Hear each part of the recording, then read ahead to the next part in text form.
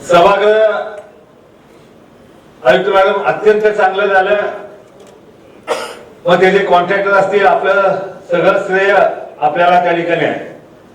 परंतु माझ्यासारख्या एक कार्यकर्त्याला एक खंत त्या ठिकाणी आहे की सभागृह छान झालं, सदस्य बसणार, महापौर बसणार, आपण बसणार, त्याबरोबर महानगरपालिकेमध्ये आल्यानंतर आयुक्तांची केबिन, उपायुक्तांची केबिन अत्यंत चांगल्या पद्धतीच्या केबिन मला पाहायला मिळाल्या।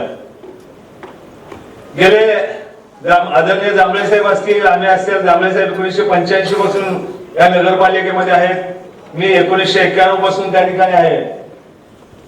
परंतु आज सगळं पाहिल्यानंतर महापौर आणि उपमहापौराची दालनं, परिवहन यांची दालनं ही मला काही समाधानकारक वाटली नाही। आणि मग खरोखरच प्रशासनाकडे असताना प्रशासन आपल्या पुढचं बघतं का?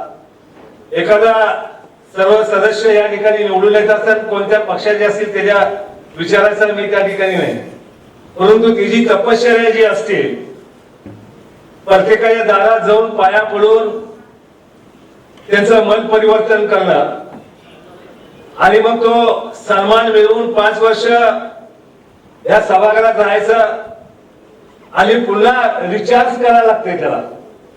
पुन्हा जर एखाद्या टायमाला निवडून यायचं असेल, आपण अधिकारी म्हणून जेव्हा येता, तुमचा रिटायरमेंट पर्यंत 30-35 वर्ष त्या ठिकाणी कालावधी असतो, 3 वर्षांनी बदली असते, परंतु आमची परीक्षा सातत्यानं आगली परीक्षा त्या ठिकाणी द्यावी लागते आणि तो सन्मानपूर्वक। आज भारतीय जनता पक्षाचे तिथं महापौर आहेत, उद्या आमच्या काँग्रेस राष्ट्रवादीचे त्या ठिकाणी असतील, हा त्याच्यापेक्षा या सगळ्या सदस्यांना एक सन्मानपूर्वक त्या ठिकाणी एक प्रतिमा त्या ठिकाणी त्या सभागृहात त्यांच्या दालनात आल्यानंतर एक खास विशेष मीटिंग असेल, एक एखादा छोटा त्यांच्यासाठी हॉल असावा, काही खासगी, अशा पद्धतीची माझ्याकडून त्या ठिकाणी अपेक्षा त्या ठिकाणी आहेत।